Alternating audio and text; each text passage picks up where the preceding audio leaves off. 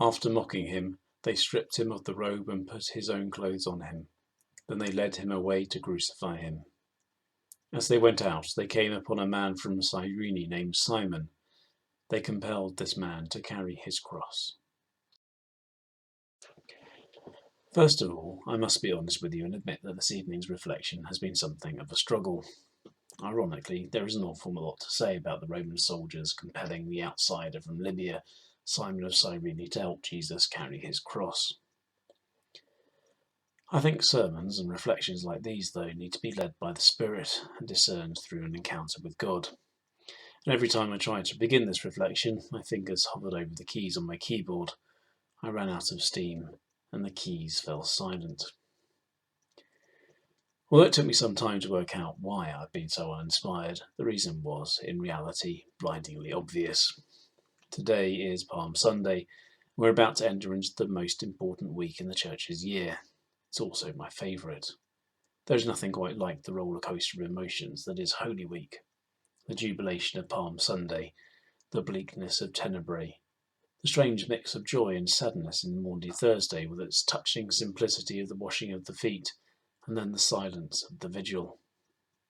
All followed by the raw emotion and anguish of Good Friday, and ending with the exuberant joy of Easter. But I, like everyone else, am stuck indoors, unable to go to church. Holy Week will not be the same. I know that, like many other people, I've been worrying about how it's all going to go. Will I be able to fully engage in Holy Week without all the rites and rituals that I hold so dear? Yes, of course, the church is more than its walls, and yes, the church is more than its rituals, but there is still a deep sense of loss and anxiety about having to enter into Holy Week in these strange circumstances. We should remember, though, that for many people, especially those who are sick and housebound or in hospital, this is not new. We should always remember what a privilege and a joy it is to be able to go to church. The Church's changing circumstances may indeed present us with many opportunities for reflecting on mission and working and reaching people in new ways. But the old ways, the traditional Church, remains an important part of the way in which the Church articulates its identity. We should also not forget that the old ways, the traditional Church, are the way many Christians articulate their identity and spirituality too, as well as the way that many people engage with God and the divine.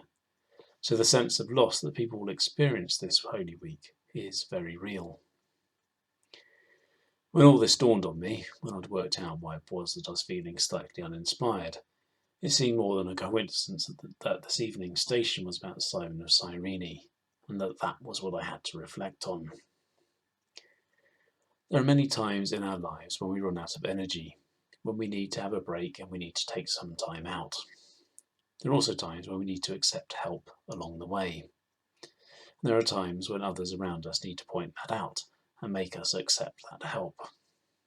As Christians, we live in community with each other, and accepting help and advice is part of our communal relationships with one another, and it is how we grow. All this reminded me of a powerful interpretation of the parable of the Good Samaritan by St. Augustine. Instead of taking the obvious and plain sense meaning of the parable, that we should be like the Samaritan and help those in need, St. Augustine argues that often we are the person who has fallen foul of the robbers and left for dead on the road, and that it is Jesus who picks us up and carries us on to where we need to be. As one of the common worship post-communion prayers puts it, "You met us in your Son and brought us home."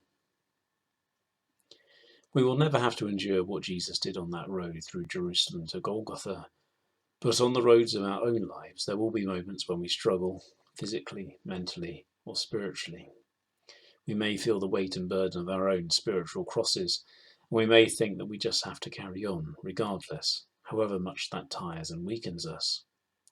But it is at those times that Jesus meets us and shares our burden, helping us to carry and bear our burdens, just as Simon of Cyrene helped Jesus carry his cross.